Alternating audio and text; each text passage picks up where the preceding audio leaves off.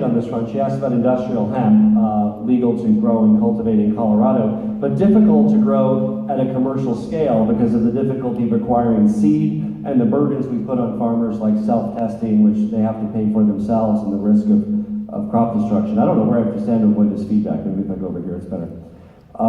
So I've been the lead sponsor of the Industrial Hemp Farming Act the last few sessions of Congress. I actually flew a hemp flag over the U.S. Capitol a few years ago.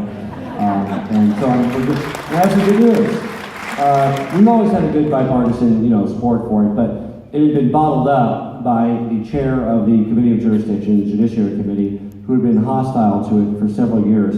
We actually got him on board now, so he is a co-sponsor of a bill. We had to make some compromises, really not about compromises, but they're okay. It fundamentally would legalize it federally. And I am confident, meaning I think there's probably a 70 or 80% chance that we will get that done in this Congress and get that bill passed. We have allies like Mitch McConnell. Kentucky is a leader in this area, as is Colorado. I think the whole Colorado delegation supports it. I'd have to check, but almost everybody does, if not everybody.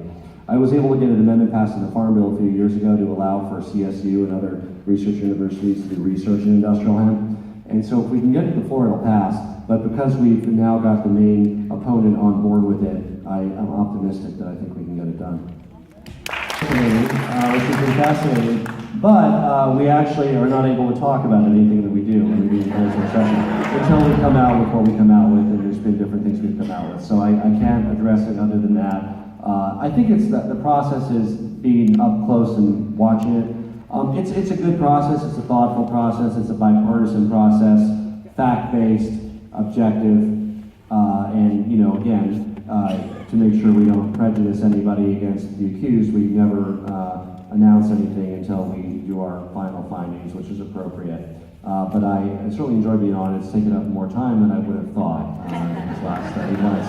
It's a joke in Congress because people don't generally want to be on that committee because they want to be passing laws to do great things. They don't want to be overseeing the ethics of other people. And I was interested in being on it, but I was told they'd only be meeting twice a month, and I think we've been meeting like twice a week for the last 6 months. Just about cutting Social Security, I don't think that they are going to cut Social Security. And it also depends what you mean by cut. The last major attempt that would have hurt Social Security was when President Bush tried to privatize Social Security, and that was fended off. You don't hear Republicans squarely targeting as much these days. I would say their sights are more on Medicare and Medicaid than Social Security, more on the healthcare side. So I am quite optimistic that at least this Congress will not hurt Social Security. Now, they also won't help it, because what we actually need to do is make it actuarially sound, for the next 50, 75 years, which require modifications like, increasing the income level threshold that's subject to the Social Security tax, setting aside the revenues in the trust fund. I don't expect any of those good reforms to happen either, but no, I don't believe they're going to do anything on Social Security. Certainly haven't heard it yet.